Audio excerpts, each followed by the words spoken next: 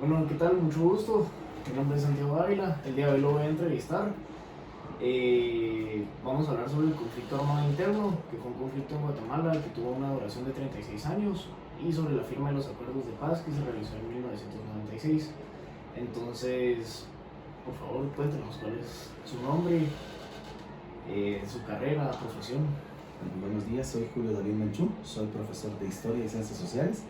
Tengo un pensum cerrado en una licenciatura en Historia y en una licenciatura para la enseñanza de la Historia. Tengo estudios de Teología y de Filosofía. Ok. ¿Cuántos años tiene? 41. Ok, perfecto. Entonces, ahora comenzando con la entrevista, ¿qué sabe del estilo de vida de los guatemaltecos previo al conflicto armado interno? Bueno, la cuestión es que para entender el conflicto armado interno hay que ver contextos siempre sociales. Básicamente, en el contexto en que se está dando el conflicto armado interno, está empezando la Guerra Fría en el mundo y la gente está muy dispersa con la información que viene de parte de Estados Unidos con respecto al conflicto. Entonces, hay un clima de violencia que se está viviendo a nivel sistemático. Guatemala ha vivido la Revolución de Octubre en el 44, los 10 años de primavera democrática del 44 al 54, y con el clima que se crea en la contrarrevolución, con el golpe de Estado patrocinado por Estados Unidos y que lidera Carlos Castillo Armas, hay un clima de represión en contra de todas aquellas personas que busquen cambios estructurales, políticos, sociales y económicos en el país. Entonces comienza con un proceso de la cultura del miedo, con la cultura del silencio, de no te metas porque no es con vos, no mires lo que no debes. O sea, de hecho es en los años, en la última etapa de los 50 y principios de los 60, donde comienza a acuñarse como muy claramente la imagen de los tres monos sabios: ver, oír y callar, y que eso se va a aplicar perfectamente a la sociedad guatemalteca, que va a tratar de vivir en esa dinámica. Ok. ¿Vivió algún evento de estas épocas? Del conflicto armado directamente no, porque vivía en el ámbito urbano, pero nací en el contexto del golpe de estado de Efraín Ríos Montt, y cuando era niño, tendría unos 10 años, más o menos 10, 11 años, cuando fue el autogolpe de estado de Jorge Serrano Elías. Entonces sí fue verla y vivir la represión del Estado generalizado con golpes de Estado, como golpe de Estado, con toque de queda, con amordazamiento a la prensa, con el clima de zozobra que se vivía a nivel general. Entonces sí se marca, no es un contexto propiamente del conflicto, pero sí está relacionado al tema del conflicto. Sí, digamos dentro de las etapas, digamos, del Sí. conflicto. Personalmente, ¿cuál es el suceso que más recuerda? O sea, como algo que haya vivido en ese momento, que, no sé, digamos, en un toque de queda, vio personas caminando, soldados con armas, cosas por el estilo. Recuerdo un evento cerca de donde yo vivía. Era la casa de la mamá de Marco Antonio Iván Sosa, uno de los fundadores del movimiento guerrillero, un ex militar que, pues, de los que crea las Fuerzas Armadas Rebeldes. Recuerdo que tendría tal vez unos 7 años cuando íbamos con mi mamá a tomar el bus y de repente nos regresamos porque el ejército no nos dejó pasar y estaban cateando la casa. La casa tenía años de estar abandonada y cada cierto tiempo llegaba el ejército a catear la casa. Y la casa estaba con llave, entonces ellos llevaban, abrían los candados, entraban, cateaban y volvían en las mismas a salir. Eso fue como lo más interesante, porque vi tanquetes rodeando la casa, un montón de militares en las casas, en los techos de las casas vecinas. Pues eso. Y un evento que habían agarrado un reducto de guerrilleros, tal vez yo tenía unos 12 años, en la zona 15, y me recuerdo haber visto las noticias donde igual, de la misma manera, tanquetas rodeando la casa, pero eso ya lo vi en las noticias. Pero sí me recuerdo que fue un evento porque en la casa mi mamá no sabía leer y escribir, pero en la casa siempre se compraban los periódicos para que mi hermano mayor o mi hermana leyeran qué era lo que estaba pasando a nivel nacional, y siempre mirábamos noticias para ver cómo estaban, pues, en realidad la realidad del país. Ok. Y ahora, desde un punto de vista psicológico, social, ¿cree que hay algún tipo de repercusión de esos eventos que me acaba de comentar en su conducta o en su forma de pensar? En la mía no, propiamente, pero a nivel social sí, que son ya frutos del conflicto armado. Entonces, por ejemplo, el tema de que el Estado importa las maras, y entonces que las maras, yo vivo en una zona muy cercana al centro histórico de la ciudad, entonces es una zona relativamente segura, hay policía que pasa seguido, entonces yo vivo en un sector a 15 minutos del centro histórico, entonces es muy cerca del centro de poder, entonces a nivel social yo no tengo repercusiones de extorsión ni nada por el estilo, alguna vez algún asalto, pero es fortuito. Pero en general a nivel social, por ejemplo, lo que vivimos como sociedad del tema de las maras, por ejemplo, que son los aparatos contrainsurgentes, los aparatos del Estado traen estos elementos como elementos de antiinsurgencia para evitar que los jóvenes de escuelas, de institutos y demás se organicen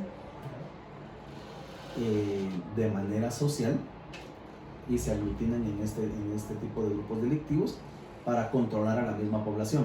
Entonces es algo que yo personalmente no vivo, pero que sí vivimos como sociedad. Pues, por ejemplo, el tema de las maras, el tema de la violencia sistemática, que a partir de, sí recuerdo cuando fue la firma de los acuerdos de paz, que fue en el 96, de hecho con mi familia participamos de las actividades propias de los acuerdos de paz, pero sí se vio un incremento en la violencia, justo en el 97, 98, 99,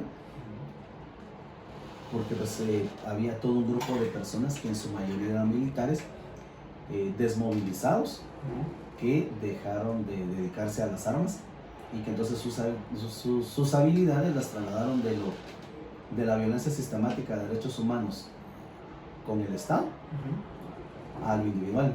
Entonces comenzaron a fortalecer grupos de secuestro.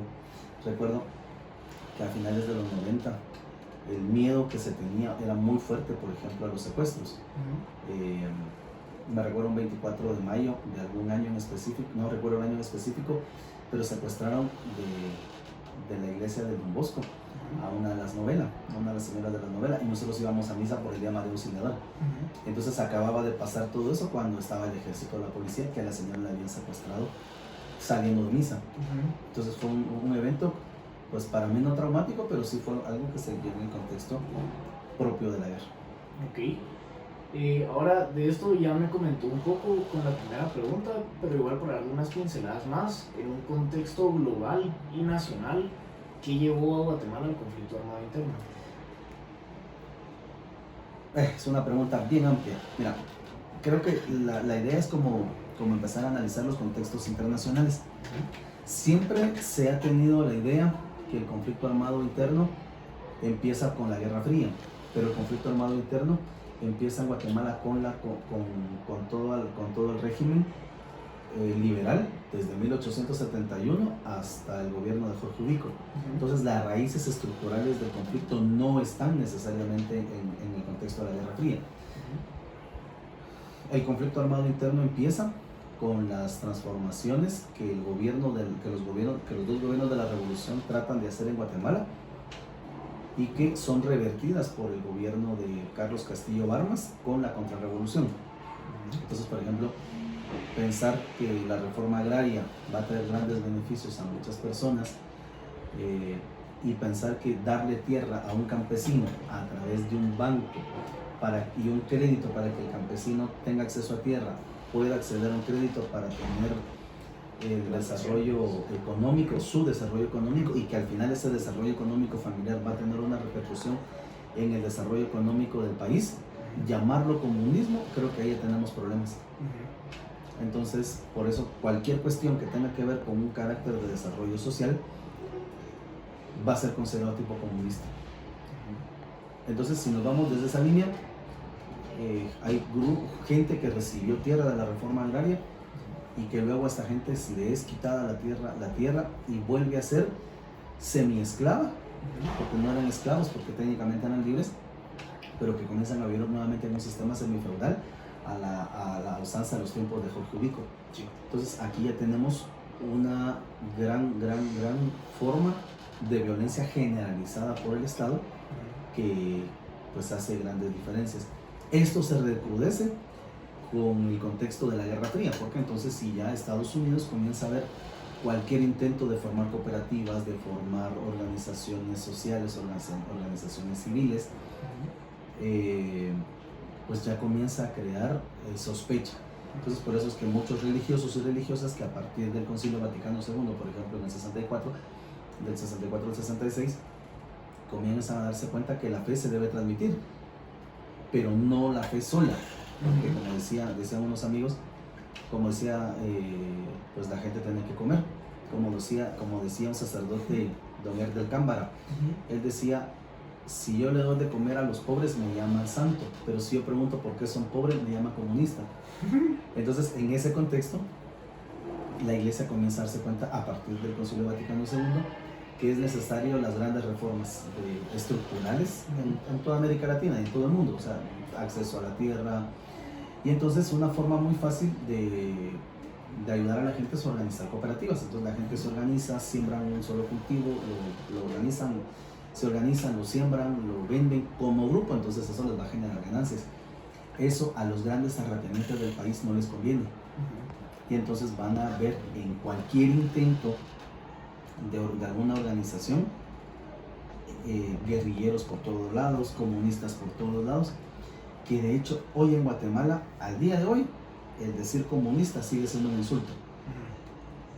Y si no miran la historia de los candidatos, la candidata que perdió en las elecciones anteriores, no estoy diciendo que sea buena, mi niña de primera comunión, ¿verdad? Sino el tema es, los temas peyorativos que utilizaban para decirle a ella eran la guerrillera esa, la comunista esa. O sea, 50 años después, 60 años después de la contrarrevolución, se siguen con estas cosas. O sea, es muy presente ese discurso del comunismo, anticomunismo, de los buenos y de los malos, del bien contra el mal y demás. Todo esto se va a recrudecer con la política de seguridad nacional, con la doctrina de seguridad nacional que va a aplicar Estados Unidos para evitar que cualquier intento de lo que ellos consideran comunista entre en América Latina. Y por eso vamos a encontrar grandes masacres en México, en toda Centroamérica, en América del Sur, donde en ese contexto de la Guerra Fría, donde ya meten las grandes contrariedades económicas que hay en el país, donde hay gente muy, muy, muy rica, y hay gente muy, muy, muy pobre. Entonces, y aquí hay gente pobre que de repente se quieren organizar en cooperativas, son guerrilleros. Esta gente son aliados de la izquierda. Entonces los curas que los están organizando para que hagan cooperativas son guerrilleros. Entonces hay que matar a esos curas, hay que matar a esa gente. Y por ese mismo contexto es que se comienzan a dar las grandes masacres en el país. Sí. Ok. Después, cronológicamente, ¿qué sucedió en el conflicto armado interno? Bueno, se puede hacer de forma resumida, sí, porque una 36 años no se puede sí. resumir tan fácil. Entonces pensamos en el primer contexto, el contexto pre-conflicto armado interno, que es la revolución y la contrarrevolución. La contrarrevolución se da porque un grupo de militares se dan cuenta que el ejército está siendo manipulado como una institución a favor del beneficio de algunos pocos y de los intereses estadounidenses. Se alzan para darle un golpe de estado al presidente Idígoras, fracasan, el presidente Idígoras logra sobornar a todos los comandantes militares para que lo defiendan, el ejército cumple su misión constitucional y aparte de eso se ganan un buen dinero los generales de las zonas militares. Y ahí empieza entonces con esas grandes diferencias, con esos grandes sesgos ideológicos, con esa gran corrupción que empieza a generalizarse en esa manera en el país, comienza el conflicto armado interno. Se divide, por lo regular, los historiadores vamos a dividir el conflicto armado en tres grandes etapas. La primera etapa, que es de los inicios de los 60 hasta los 70, donde la violencia va a comenzar focalmente contra grupos guerrilleros en el oriente del país. En los 70 la gente se comienza a dar cuenta que esas grandes diferencias que hay en la sociedad, esos grandes problemas económicos, políticos y que lo social se va recrudeciendo, la gente en la ciudad se comienza a organizar. Entonces comienza a organizarse y la violencia se va a generalizar en la ciudad. Entonces traslada del oriente del país, de Jalapa, Jutiapa, Zacapa, Chiquimula, de toda esta región, de todo el oriente del país, básicamente Chiquimula y Zacapa, que es la región, las minas, la Sierra de las Minas, que es de los 60, se va a trasladar en los 70. Pero en los 70s, como decían las organizaciones, en los 70s, a mayor represión, mayor organización. A nivel psicológico, pues ustedes saben que prohibir algo sistemáticamente pues va a producir el efecto contrario muchas veces. Y eso es lo que pasa. Entonces la gente se comienza a organizar más y los grupos guerrilleros comienzan a hacerse más fuertes. Como a tener una mejor estructura. Comienzan a tener mejor estructura porque además ya hay gente que se ha ido a estudiar fuera del país. Hay gente que estudia en Cuba, hay gente que ha estudiado en Rusia.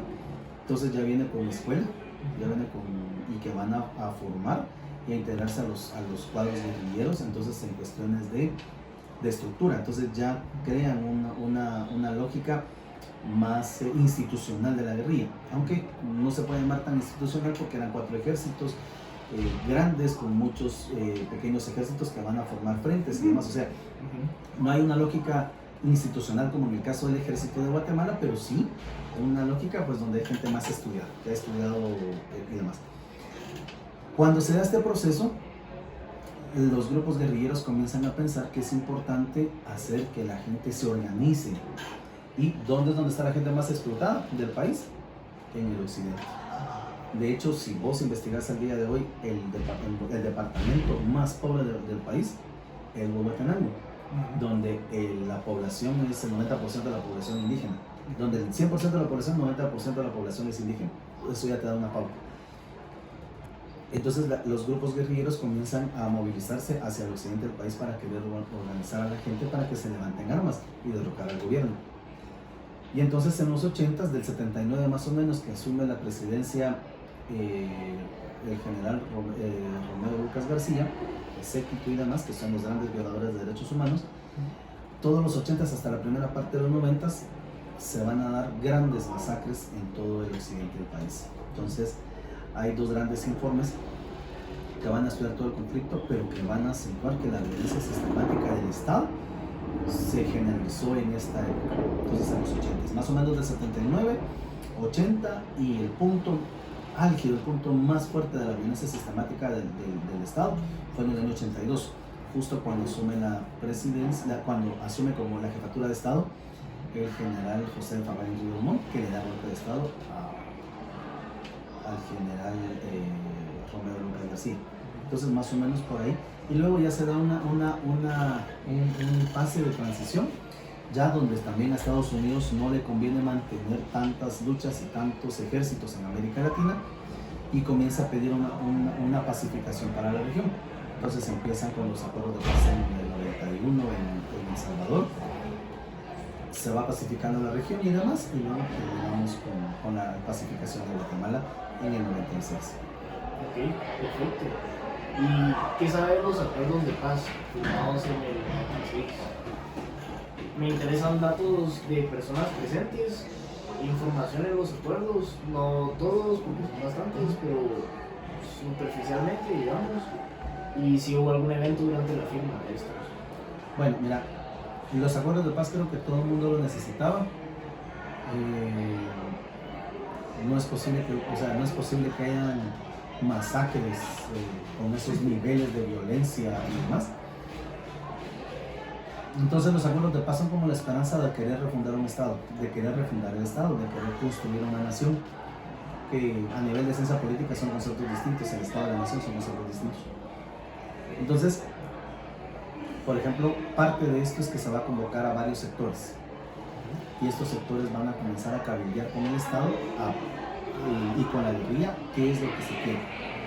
Entonces, por ejemplo, aparece el sector religioso, entonces aparecen sacerdotes religiosos que han vivido en las comunidades y que comienzan a querer ver cómo se puede refundar el país. Aparece la sociedad civil, entonces gente que no es ni pro guerrillera ni pro militares, pero sí mira la necesidad de hacer cambios sistemáticos en el país y se aglutinan. Entonces está el sector de cooperativas. Todas las cooperativas que han sobrevivido se van a aglutinar y van a decir: nosotros también queremos apoyar en los acuerdos de paz. Las mujeres, las feministas se van a organizar, y a partir de ahí surge, por ejemplo, el sector de mujeres. Entonces está el sector de mujeres, la sociedad civil, el sector interreligioso, donde aglutina a las iglesias cristianas y demás. Está el sector campesino, que también tiene sus propias lógicas y sus propias luchas, y el sector indígena como tal. Entonces se van a aglutinar y van a comenzar a cabildear con los grupos para que lleguen las propuestas a la mesa de negociación. Los acuerdos de paz van a ser firmados por grupos,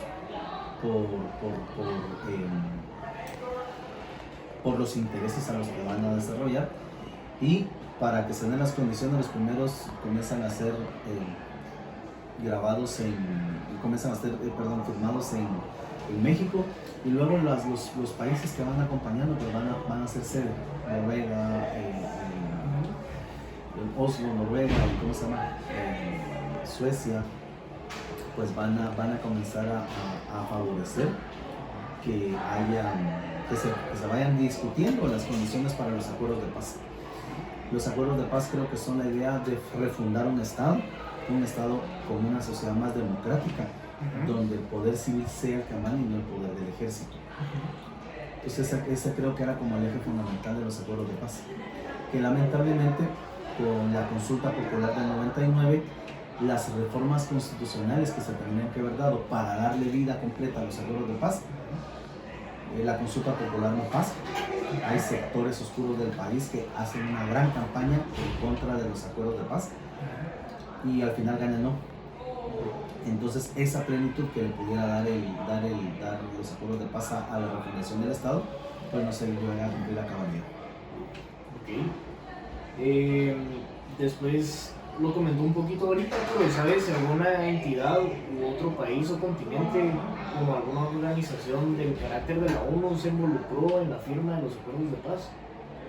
Bueno, hay que recordar que los países europeos posterior a la guerra mundial van a tener un interés mucho en ayudar al mundo para que vivan paz. Entonces de esa manera la Unión Europea va a colaborar directamente con los acuerdos de paz.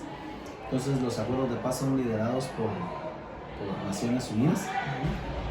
Hay una comisión de Naciones Unidas para los acuerdos de paz en Guatemala y países amigos, Noruega, Suecia, Alemania, Bélgica, Países Bajos, España, México mismo van a colaborar y además muchas organizaciones, muchas ONGs de estos países van a colaborar con la población desarraigada, con la población que salió del territorio y vive en las montañas, para que puedan tener un buen retorno y ayudar en algo importante, la salud mental de los guatemaltecos.